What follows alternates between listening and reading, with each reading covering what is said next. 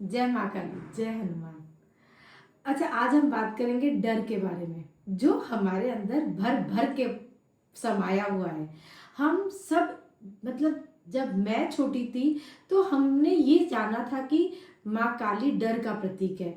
उसकी पूजा घर में की नहीं जाती है, उसको ऐसी पूजा करनी चाहिए। बहुत बहुत बड़े बड़े साधक उसकी पूजा करते हैं, वो तंत्र विधान से पूजी जाती है। तो आज मैं आपको ये बताना चाहती हूँ कि वो काली माँ है, और माँ को पूजा करने का कोई विधि, कोई विधान नहीं है। वो जो डर हमारे अंदर पैदा किया जाता है, वो इसलिए किया जाता है कि कुछ लोग ये समझ ही नहीं पाते हैं कि माँ जब हमारे जीवन में आती है तो वो पहले हमारे डर को हमारे सामने खड़ी करती है। और जो भी बोलते हैं कि जब माँ की पूजा शुरू करते हो तो आपके घर कुछ विघ्न आता है, तो ये समझिए कि वो विघ्न किस लिए आता है। वो आपके अंदर जो भी डर है, जो भी आपके कर्मास है, वो आपके सामने लाएगी। उसको मिटाना है, इसीलिए वो डर को अपने सामने लाती है, ताकि आप उससे विजय प्राप्त कीजिए। आप अगर अपने डर को विजय प्राप्त करते हो ना, तो आपको कोई नहीं रोक सकता, और ये माँ ही सिखा सकती है। वो काल है, काल से परे है। आप अगर माँ को देखेंगे ना, जिस दिन दुर्गा सप्तशती में ये खुद, जब देव माँ रक्त बीज चंड मुंड और शुंभ निशुंभ का वध करी है ना, तो देव ने, जब देवताओं ने उनकी स्तुति की तो देवताओं ने बोला, माँ तू कितनी करुणामयी है, तूने रक्त बीज को मारा। तू चाहती तो तेरे एक हुंकार से पूरा ब्रह्मांड खत्म हो सकता था, सारे असुर खत्म हो सकते थे, पर तूने क्या लिया? तूने अपने अस्त्र पकड़े, उस अस्त्र से सारे असुरों को मारा। तूने इतना परिश्रम किया, इतना रक्त बहाया, किस लिए? क्योंकि तुझे पता है तेरा अस्त्र अगर किसी के ऊपर लगता है तो उसको भी मुक्ति प्राप्त होती है। तो सोचो माँ कितनी करुणामयी है कि वो असुरों को भी मुक्ति देती है। तो जो उसको पूजता है, जो उसको प्यार से पुकारता है, तो उसके लिए माँ क्या क्या कर सकती है। वो ब्रह्मा आदि शक्ति है, वो परम ब्रह्मा है। हमको ये सोचना है, हमको ये डर नहीं रहना है, हमको ये सोचना है कि अगर हम माँ को पूजते हैं ना, तो वो हमारे अंदर शक्ति शक्ति भरती है, जो कि कुछ लोग ये जानबूझकर नहीं करते हैं। क्योंकि अगर माँ को पूजा करेंगे ना, तो हमारे अंदर शक्ति प्रवेश करेगी और हम निडर हो जाएंगे। तो आप खुद सोचिए माँ क्या क्या कर सकती है। वो जो हमारे लिए लिखा हुआ है वो उसके पास ही है, वो बदल सकती है।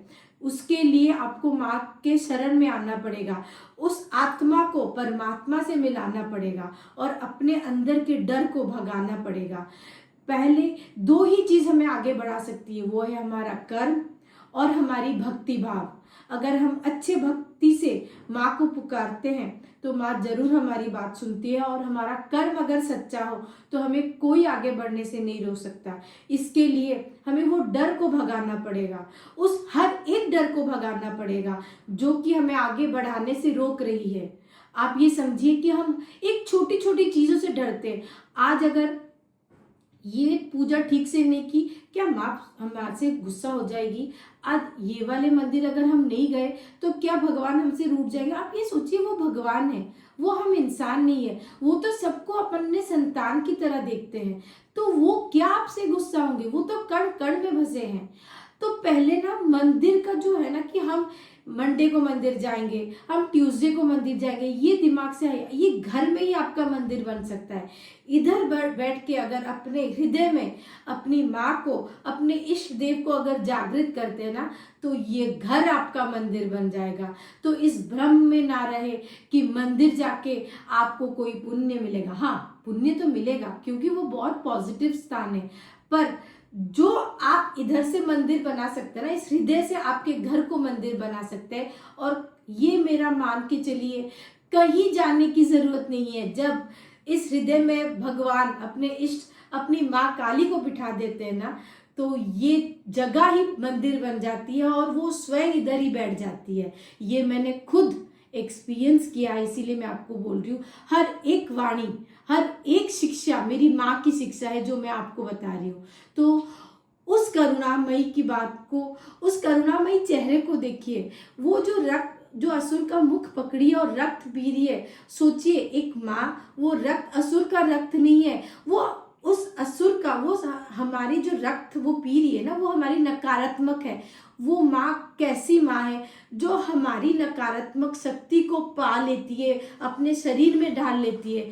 तो जब वो हमें प्रोटेक्ट करेगी तो संसार की कोई ताकत, कोई डर हमें नहीं डरा सकती है। तो उसके शरण में आइए, उसमें लीन हो जाइए, उसका नाम जाप करिए। देखिए डर कैसे भागता है। डर भगाना है तो माँ को पकड़िए, वो आपके सामने ऐसे ऐसे डर लाके खड़ा करेगी और उसको भगाने में, उसको पार करने में भी वो आपको शिक्षा देगी। वो खुद ही हर चीज़ की शिक्षा देती है और वो ये बोलती है कि उसको ना भक्ति भाव से, कोई तंत्र, कोई ऐसी चीज नहीं है जो उस भक्ति से बड़े है। अगर बहुत बड़े बड़े साधक है, काली पूजा करना सिर्फ साधकों की बात नहीं है, हम आम इंसान भी पूजा कर सकते हैं। उस प्रेम से, उस भाव से अगर माँ को पुकारें तो माँ स्वयं इधर बैठ जाती है। जो कि मेरी माँ इधर बैठी है और हर क्षण में वो आपको मार्गदर्शन कराएगी। आपके हर कांटे को वो ऐसे उखाड़ के फेंकेगी। ये मेरी माँ की शक्ति है। वो जब प्यार करना शुरू कर देती है ना, हर बाधा को दूर कर देती है। तो सब मिलके माँ काली का नाम जप करते, उस डर को भगाते हैं, उस नकारात्मक शक्ति को भगाते हैं और हमारे अंदर पॉजिटिव की लाइट की ऊर्जा भर देते हैं, ताकि हम माँ के, एक ही लक्ष्य हमारा सबका हो, माँ के निकट जाए, माँ के अंतर में चले जाए, उसमें ही प्रवेश कर दे, इस आत्मा को उसके अंदर लीन कर दे और परमात्मा में लीन हो जाए। बस यही है। जय माँ काली, जय हनुमान।